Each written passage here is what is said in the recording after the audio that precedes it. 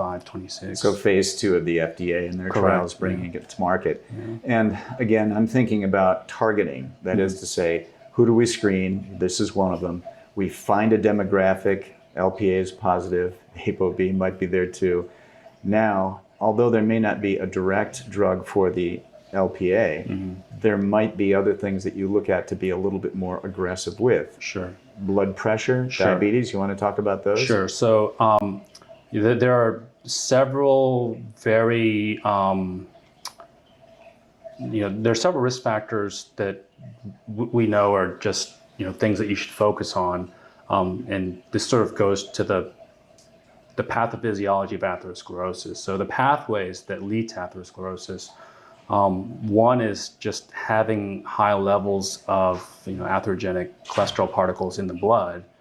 Number two, there's disruption of the endothelial layer of arteries. So the lining of the arteries. Inner lining of the arteries, if it becomes disrupted, usually from hypertension, diabetes can also cause it, then it makes it more likely for cholesterol particles to then essentially lodge in the walls of arteries and begin the process of plaque formation. So once you have an LDL particle that gets lodged in the arterial wall, then the next step is it oxidizes, which is the beginning of atherosclerosis, and then that causes a series of events that is sort of mediated by the immune system. It leads to inflammation, then progression of the atheroma. So that leads me to think about some of the other screening tests that are out there. And I'd like your take on just how effective they are. Some of the inflammatory markers that you can actually get in a blood test include things like C-reactive protein, or CRP for short. A family doc can do that. There are genetic markers that we used to go with called homocysteine levels. And going one step farther, if we think that the beginnings of this are forming, or that there's the risk that it might form because in the early stages we might not see it, when does it become visible and how do we see that? Yeah, sure. A lot of things to unpack there. Sure. So, when someone comes in for screening, this is a common reason for a referral to a cardiologist, again, despite there not being standardized screening. The two questions are, do I already have atherosclerosis? And what is if not, what is my risk of developing atherosclerosis over the long term? The test for detection of already present atherosclerosis, it's, you have basically two options. There's a coronary artery calcium score or a CT coronary angiogram. Those would probably be the two most commonly ordered tests for detection of subclinical atherosclerosis, meaning, you're not dealing with a patient who has exertional chest pain. You're just dealing with somebody who, looks to be of intermediate risk for atherosclerosis for various reasons.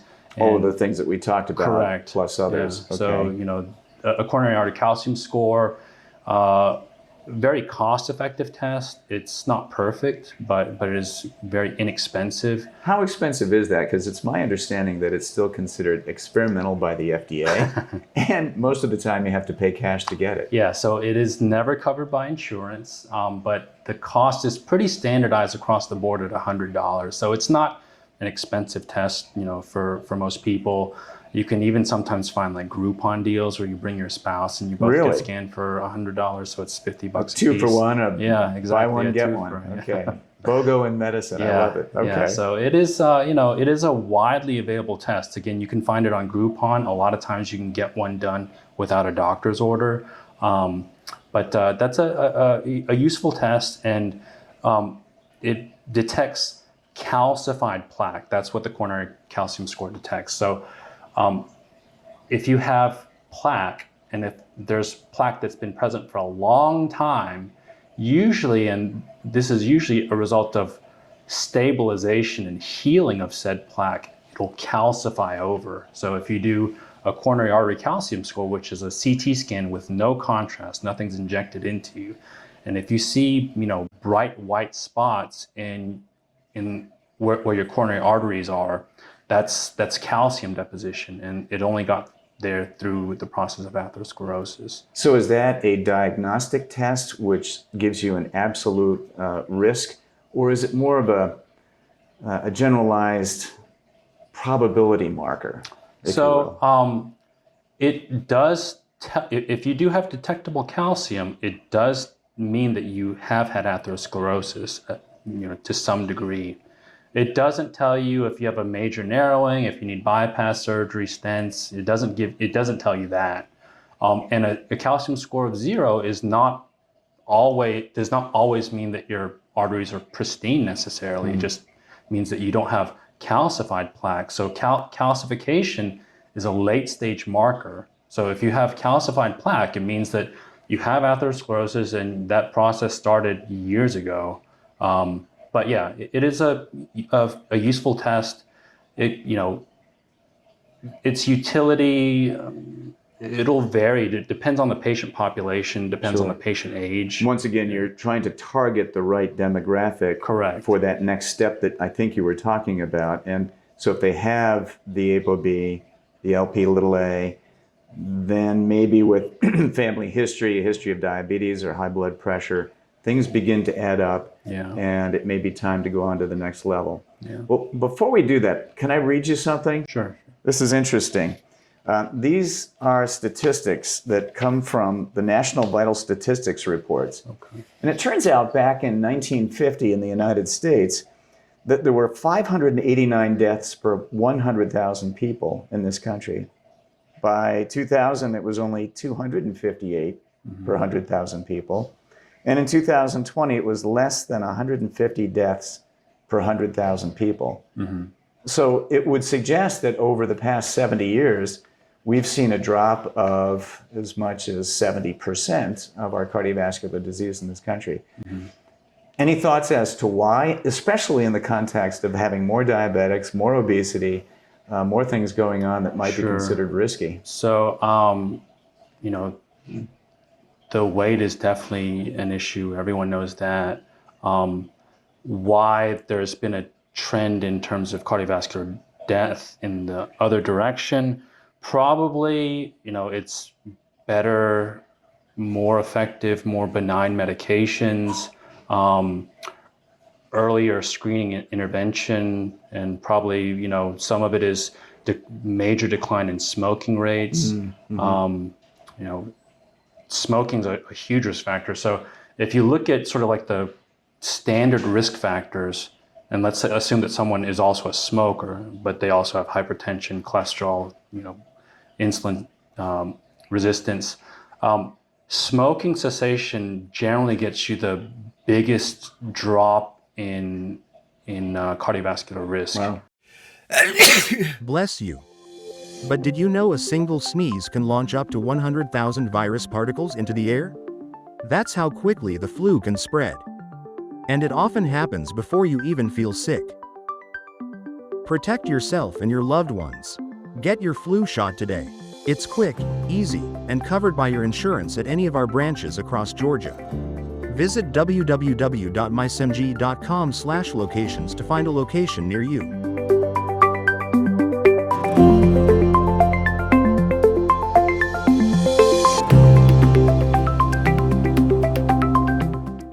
Okay. And this is, compared to taking blood pressure medication, taking aspirin, lowering your cholesterol, et cetera, for the most part. Probably the toughest thing to do, too. I don't know how many patients come to you as smokers that you're able to get off the tobacco. Yeah. Tell me about some of the stories that you might have. Nicotine is extremely addictive. Fortunately, for whatever reason, I guess now it's kind of, at least in the young crowd, replaced with e-cigarettes, which are not known to be any safer than traditional cigarettes. But I remember, I watched Mad Men, and back in the 50s and 60s, the doctors were on the cigarette advertisements. So that's where we've come from. So it's not surprising that the smoking rates were so high at one point. But that's a huge risk factor, and it's tough. I can't tell you that I've had much success in getting people to quit. Nicotine's extremely addictive. It is tough, and I've always wondered that once you have an event like a stroke or a heart attack, that once you've talked to the angels, once you've decided that you're going to stick around for a while, that you might be more adherent to a good diet, a good program. What's your success rate in that population? I mean, I think it's probably generally easier to convince someone, after they've had an event, versus, if we're talking about like primary prevention, if you really wanted to be preventative, you're talking about like trying to have young people who are, number one, asymptomatic, number two, they think they're invincible, trying to tell them, hey, that you've got stuff going on under the hood that needs to be corrected, and maybe it requires prescription medication, and not surprising that there may be resistance to that. A tougher crowd. Yeah. But I mean, not that having had events doesn't stop you from being hard-headed if you're inclined towards that. I mean, I definitely have people who they've infarcted large parts of their heart, and they're essentially hanging off one artery, and they continue to smoke. I'm not really sure. I'm fuzzy on like efficacy data for like smoking cessation interventions. But yeah, I mean, there are lots of medications that exist that can help with cravings and those sorts of things. So but that's number one in your book. If you could get your patients to quit smoking, that would for those who are smokers, that's the most potent intervention that you could do. That's awesome. For most of them. How many people actually survive their first heart attack? Do we know that? So, I mean, I think the data that we have are pretty old and probably outdated. But it used to be the case that 50% of people's first heart attacks were fatal. So their first heart attack, I mean, it killed them. So it wasn't like, oh, you survived it, you got into a cardiologist, or you were in the midst of having it and you got into a hospital and you had, catheterization and stenting. You just had cardiac arrest and you died. Those rates are probably lower, maybe 30, 40%, but that's still a huge number of people who, their first manifestation is death. Yeah. So you get one chance to get it right. Yeah. So 50% of the time. Correct. And it's not necessarily the case that these are people who were ignoring symptoms. Like probably about 30-40% of heart attacks occur when a relatively small plaque becomes unstable and ruptures, and then you go from no blood flow obstruction to 100% blood flow obstruction. Well, how does that manifest in the patient? In other words, what symptoms should they be looking for? Sure. So, I mean, the things that would be red flags that you need to get checked out quickly: exertional chest discomfort, unusual shortness of breath with exertion. The symptoms can be what we call atypical, meaning not like the classic symptoms, but if there's an exertional component to your symptoms, it usually makes a cardiologist, sort of the hairs on the back of their neck stand up. So the only time that you feel chest pain is climbing up the stairs, then that's a red flag to you. Correct. Okay. Correct. Good example. Yeah. So Dr. Yoon, I guess what I'm hearing is that we try and target and track the appropriate people, but sometimes things just happen. Many times they happen. So we've done as much primary prevention as possible. Now there's something called secondary prevention. Maybe you could help define that and tell me what we do after somebody's had an event or a heart attack. Sure. So secondary prevention, meaning someone's actually had a cardiovascular event, they've had a heart attack, they've gotten a stent for unstable angina, they've had bypass surgery, and so you're trying to prevent something like that from ever being needed again or happening again. With secondary prevention, we have lots of tools at our disposal, lots of medications, things that generally people should be on for secondary prevention. Antiplatelet therapy, usually meaning aspirin. So aspirin cuts the risk of having a subsequent event by about 25%, compared to not taking it. So generally called blood thinners, I think, by most of my patients. Yeah. So generally when they say when you hear that term, you're talking about aspirin in this context. As far as primary prevention, there's no good data to support aspirin usage. As you know, this has been looked at several times. It's a big controversy, right? Yeah. In our careers, we've seen it go up and down, and now it's out in primary prevention. Yeah. So, if you take 1 million people who have some, risk for ASCVD, atherosclerotic cardiovascular disease, and you put them on aspirin, you are going to prevent some number of heart attacks and strokes, but it's always at the expense of bleeding. And we've never found where that sweet spot is that you do more good than harm. So it's, not recommended for primary prevention. No longer. And those are big studies. We've done that across the globe, European studies. Yeah. And so 81 milligrams or the half dose or the daily dose of aspirin is now out in anybody that hasn't had an event. Correct. Or is in a very high risk group. Correct. Okay. Yeah. All right. Good to. But yeah, for secondary prevention, unless there's some strong reason that they shouldn't take aspirin, that is generally recommended. And your risk of having an event is, not like the average person. Right. They've already had it. So they've already been established. Yeah. Other blood thinners as well. I don't know if you want to touch base on it by brand or style, but there have been a lot of changes in the last 10 years in what's available. Sure. So, for people who've had stents or bypass surgery, a lot of times, in addition to aspirin, you'll also be prescribed what's called a P2Y12 inhibitor. It's basically a stronger blood thinner than aspirin. And there are several that are commercially available. In this country, there's clopidogrel or Plavix, there's prasugrel, or Effient, and then there's ticagrelor or Brilinta. Say that 3 times fast. Yeah, okay. so those are the 3 that are available here. Yeah. They are sort of used and chosen on a case-by-case basis, but clearly you should be on that in the near term after having a stent in your heart. And then even after bypass surgery, there's data for use of Plavix for some, defined period after surgery. Beyond that, generally people are on lipid-lowering therapy. The vast majority of the time, if you have atherosclerosis, you have high ApoB levels, high LDL-C levels. So you want to target that. Yeah, we touched on statins, and I'm sure you've run into this. There's a big resistance in some of the community to take statins, either because they've heard of side effects or they've been on social media. And as you say, there's some limited success in primary prevention. But even in secondary prevention, if you've tried all the statins, and you might want to go into that, there are other drug categories that lower cholesterol as well. Sure. So statins have been around for decades. We have very mature data on them. We know what they do and we know what the risks are. I do encounter, a fair bit of resistance from time to time. And, we usually prescribe it with very good justification for lipid-lowering therapy, not because someone's cholesterol is, barely outside of reference range. It's for some stronger reason. Either they already have established atherosclerosis and their cholesterol is high, or they have, numbers to suggest like familial hypercholesterolemia, something that puts you at a different risk category than just sort of,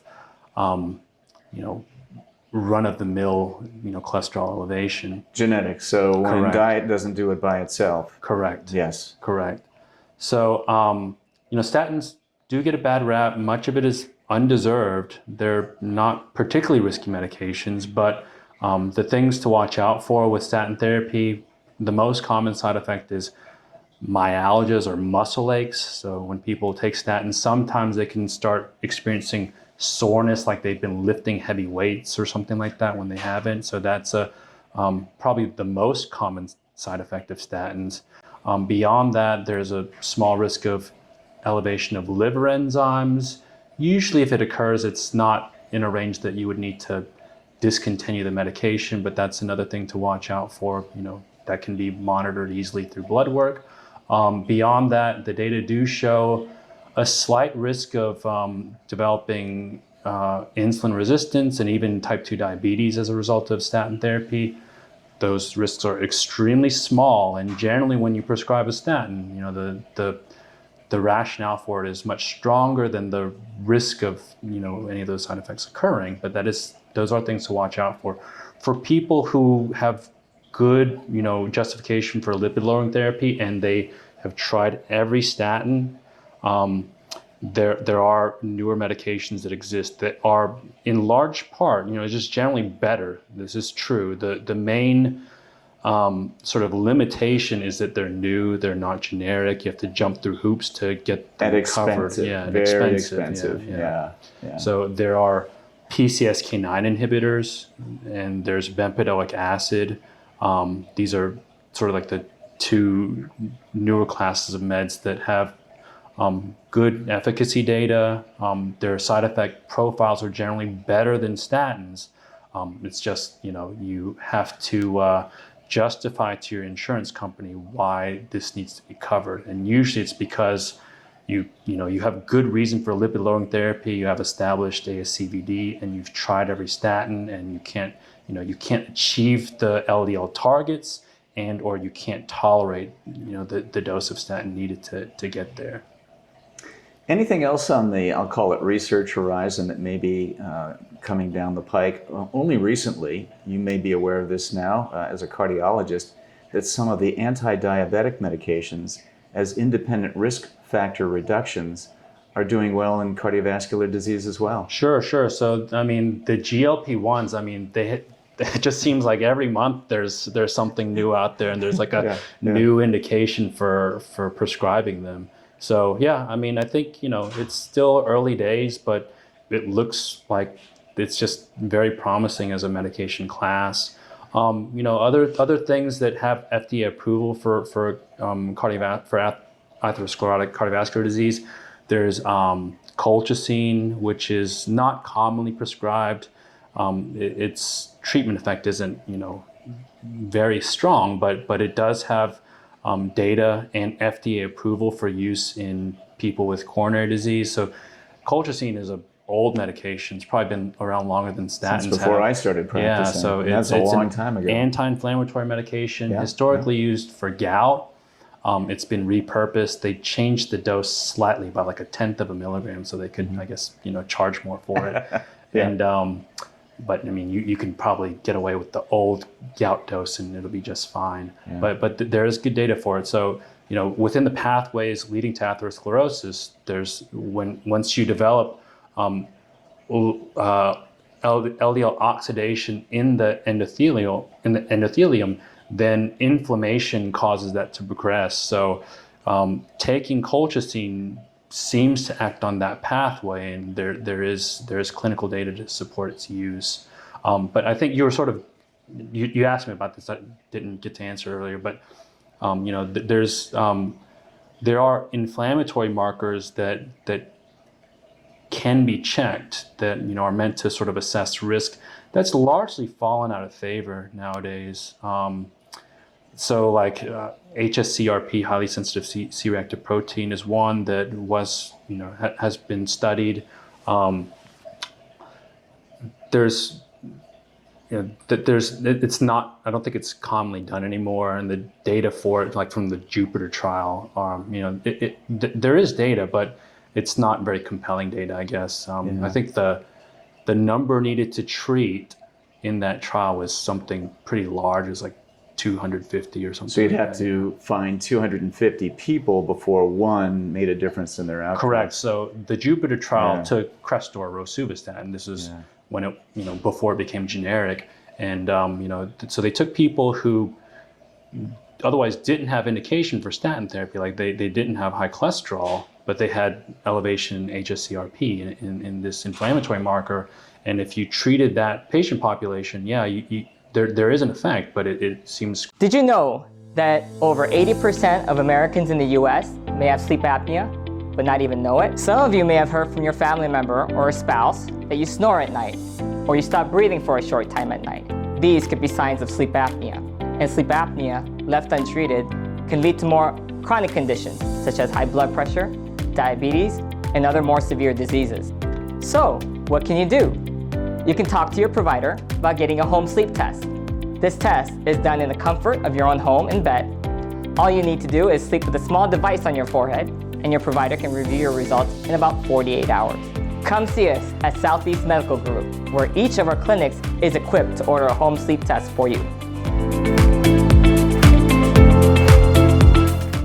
Quite small, you would need to treat 250 people who don't have high cholesterol, who just have the elevation in the HSCRP to prevent one event. So, that kind of stuff is it's frustrating, largely isn't it? falling out of favor. We started this whole conversation with your saying that there is no real standard of care. Correct. That the people that walk into your office have to be targeted, tracked, screened, and then just sort of figure it out and tailor therapy to their future. I guess there's probably people out there that say, well, why not just take everybody in America and give them a coronary angiogram?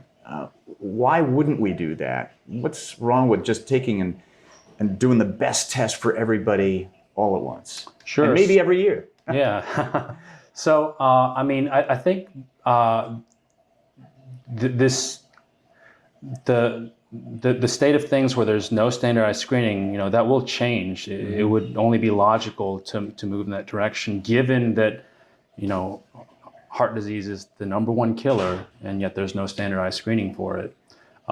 So something like maybe doing a coronary calcium score on everybody at a certain age, something like that, might be the case one day. Doing CT coronary angiography, so this is probably what you're referring to. So this is another screening test that you can get done. The issue is that it's not cheap. It's not like the coronary calcium score. And there's some danger involved too, correct? Yeah, so this is also a CT scan of the heart, but this time with contrast injection, you get a level of detail that, would be on par with an invasive cardiac catheterization. In some ways, it's an even more granular test than that, because you can actually see like the wall of the blood vessel in great detail, which you don't really do with invasive catheterization. Something like that being a routinely ordered screening test might one day be the case. The issues are, #1, it's much more expensive. It's also generally not covered by insurance for screening purposes. The radiation dose is higher, usually not by much. It would be machine dependent, but the radiation dose for coronary calcium score is 1 millisievert, which is what you would get from a mammogram. So, women get mammograms yearly without thinking too much about it. With the CT coronary angiogram, it's, potentially several times more than that, although I have heard there are places that can do it with like a 2 millisievert dose, which is just, double what you would get from a coronary calcium score. But there's a radiation dose to be considered. There's contrast injection to be considered. So, for people who either have allergies to iodinated contrast, or they have renal insufficiency, that would be another consideration. Kidney problems, yeah. Okay. There are controversies with almost every testing that I can think of. I think about blood pressure. There's a lot of folks that follow what's called the Joint Committee for Treatment of High Blood Pressure. But then there's the American College of Cardiology that's a little bit different than that. We could go into that controversy too, but just like the cholesterol issue, we don't always get the same panels. It just depends on who we're looking at the time. How do you answer that to the question that might be raised by a patient that says, gosh, my family doc said 140/90 is fine, and you're telling me that maybe that's not enough? How do you address that? I think #1, you always have to, there's some level of humility that you need to keep with just things in medicine. The adage that they tell you when you enter med school is that half of what you learn in training is going to be either obsolete or completely wrong at some point, later in your career. So yeah, the blood pressure targets have changed over time.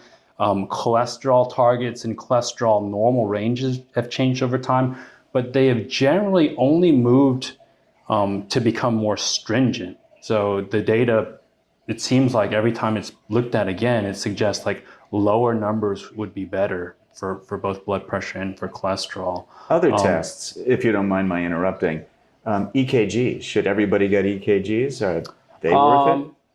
An EKG is not really very useful screening tool for, if your question is, do you have ASCVD? Many people who have atherosclerosis have completely normal EKGs, and even people who have subclinical atherosclerosis, they may have a normal EKG and a normal EKG during exercise, so a stress test EKG.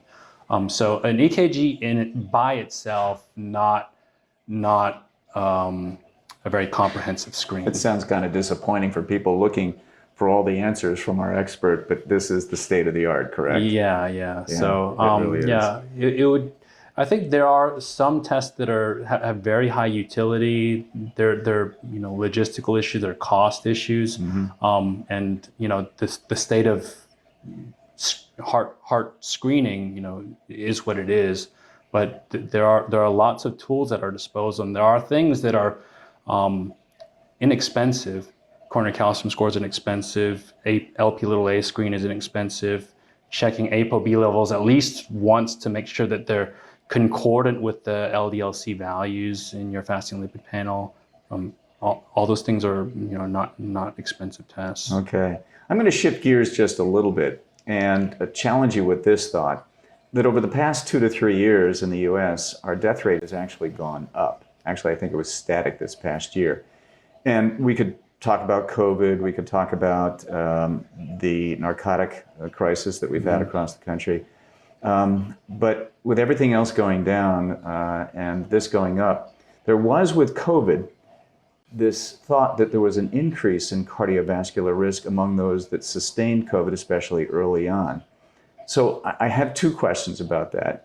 There is the COVID influence on vascular disease, and then there's always the controversy that how do we prevent COVID with good vaccines, but ensure that when we get those vaccines, that there's no side effects that may be vascular there. I'm going to ask you on both counts, how would you address that?